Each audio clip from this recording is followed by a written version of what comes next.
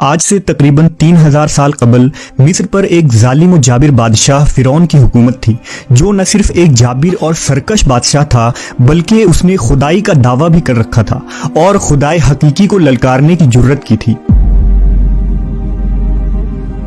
فرعون نہایت ہی بد کردار اور ظالم ترین شخص تھا۔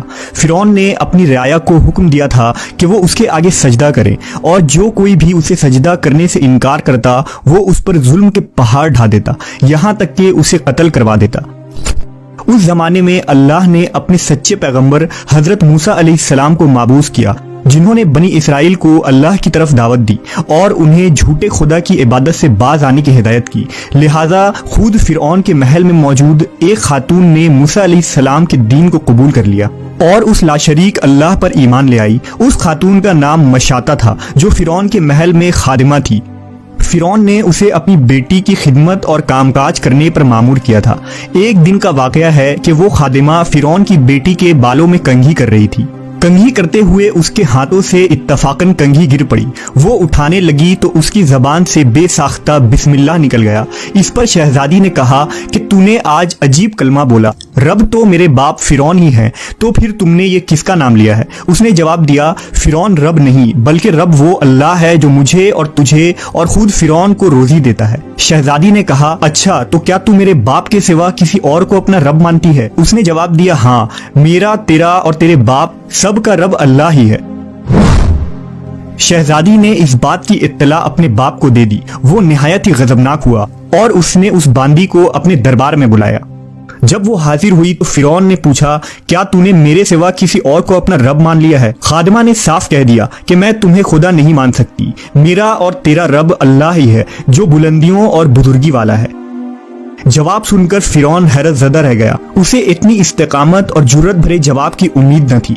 فرعون نے سوچا کہ اس عورت کو ایسی عبرتناک سزا دینی چاہیے کہ اس طرح کی جرأت دوبارہ کسی شخص کو نہ ہو۔ اسے پتا تھا کہ یہ عورت اپنے بچوں سے بے انتہا محبت رکھتی ہے، لہٰذا فرعون نے خادمہ کے بچوں کو اس دربار میں لانے کا حکم دیا۔ پھر فرعون نے سپاہیوں کو حکم دیا کہ ایک بڑی دیگ میں تیل کھولایا جائے۔ جب یہ دیگ خوب تپ گئی تو فرعون نے حکم دیا کہ اس عورت کے تمام بچوں کو ایک ایک کر کے اس کھولتی ہوئی تیل میں ڈال دیا جائے۔ فرعون کا حکم سنتے ہی اس عورت کے آنکھوں کے سامنے اندھیرا چھا گیا۔ خادمہ نے نہایت ہی صبر اور ہمت سے کام لیا۔ سپاہیوں نے اس خادمہ کے ایک بچے کو پکڑا اور اسے گھسیٹتے ہوئے لے جانے لگے۔ وہ بچہ کبھی پکارتے ہوئے اپنی ماں سے مدد طلب کرتا، کبھی سپاہیوں سے رحم کی بھیک مانگتا، کبھی فرعون کی طرف امید بھری نگاہوں سے دیکھتا۔ سپاہی اسے دھکیلتے اور گھسیٹتے ہوئے دیگ کے قریب لے گئے۔ خادمہ اپنے بچے کی طرف محبت بھری نظروں سے دیکھ رہی تھی اور اسے الوداع کہہ رہی تھی۔ چند لمحات میں اس کے جگر گوشے بچے کو کھولتے ہوئے تیل میں انڈیل دیا گیا اور کچھ ہی لمحے میں اس معصوم کی ہڈیاں تیل کے اوپر تیرنے لگی۔ فرعون نے خادمہ کی طرف دیکھا اور کہا، اب اس نادیدہ خدا کو چھوڑ دو اور مجھے رب مان لو۔ خاتون نے دلیرانہ نظروں سے فرعون کی طرف دیکھا اور اسے خدا تسلیم کرنے سے انکار کر دیا۔ فرعون اس ثابت قدمی اور ہمت کو دیکھ کر دنگ رہ گیا۔ تھوڑی دیر میں اس کے دوسرے بچوں کو بھی تیل میں ڈال کر ہلاک کر دیا گیا۔ اب سپاہی اس خاتون کے سب سے چھوٹے بچے کی طرف بڑھے جو شیرخوار اور معصوم تھا۔ جب سپاہیوں نے اس بچے کو چھینا تو بچے نے زور سے چیخ ماری۔ ماں کا کلیجہ منہ کو آ گیا اور اسے ضبط نہ رہا۔ وہ زمین پر گر پڑی اور زاروں قطار رونے لگی۔ وہ عظمت والا لاشریک خدا اس عورت پر گزرنے والی قیامت سے خوب واقف تھا، لہٰذا اللہ کی طرف سے ایک معجزہ ظاہر ہوا۔ وہ شیرخوار بچہ جو ابھی بول بھی نہ سکتا تھا، اس کی زبان میں بولنے کی قوت آ گئی۔ بھری دربار میں بچہ بول اٹھا، اے میری ماں، تو حق پر ہے، بے شک دنیا کی سزا آخرت کے عذاب کے مقابلے میں بہت ہلکی ہے۔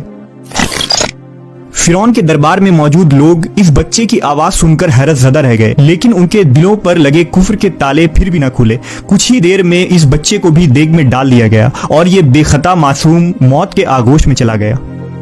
اپنے تمام بچوں کو اپنی آنکھوں کے سامنے فرعون کے ظلم کے بھینٹ چڑھتے ہوئے دیکھنے کے بعد اس خادمہ کا دل پھٹ پڑا تھا۔ اگر وہ چاہتی تو اپنے معصوم بچوں کو اس دردناک موت سے بچا سکتی تھی۔ اسے صرف ایک کلمہ کفر پڑھنا تھا، مگر یہ فقط جان بچانے کا ایک بہانہ ہوتا۔ مگر اسے یقین تھا کہ اس کے رب کے پاس اس کے لیے جو کچھ ہے وہ اس ختم ہو جانے والی دنیا سے کئی زیادہ ہے۔ اب سپاہیوں نے اس خادمہ کو پکڑا اور دھکیل کر اس دیگ کے پاس لے گئے۔ खादमा के जहन में एक बात आई। उसने फिरौन की तरफ देखकर कहा, रुको, मेरी एक दरखास्त है। ये सुनकर फिरौन को कुछ उम्मीद पैदा हो गई। फिरौन ने कहा, हाँ बताओ, क्या ख्वाहिश है? औरत ने कहा, तुम मेरी और मेरे बच्चों की हड्डियां एक साथ जमा करके एक जगह दफन कर देना। फिर उसने अपनी आंखें बंद कर ली और उसे भी देग में फेंक दिया गया। इस वाक़े के 2000 साल के बाद आखिरी नबी हज़रत मोहम्मद सल्लल्लाहु अलैहि वसल्लम इस दुनिया में तशरीफ़ लाए। आपको एक रात मेराज के सफ़र पर ले जाया गया। मेराज की रात जब नबी सल्लल्लाहु अलैहि वसल्लम बुराक पर सवार होकर बैतुल मुक़द्दस पहुंचे तो आपको मिस्र की तरफ से एक खुशबू आने लगी। हुजूर ने जिब्राइल से पूछा, ऐ जिब्राइल, ये कितनी अच्छी खुशबू आ रही है, ये खुशबू कैसी है? जिब्राइल अमीन ने अर्ज की, या रसूल अल्लाह, फिरौन की एक बांदी थी जिसने ईमान के खातिर अपने और अपने बच्चों के जानों का सौदा किया था। उसके और उसके बच्चों के हड्डियों को जहां दफन किया गया था, जिस दिन उन्हें दफन किया गया उस दिन से लेकर आज तक ये खुशबू आ रही है और ये क़यामत तक आती रहेगी।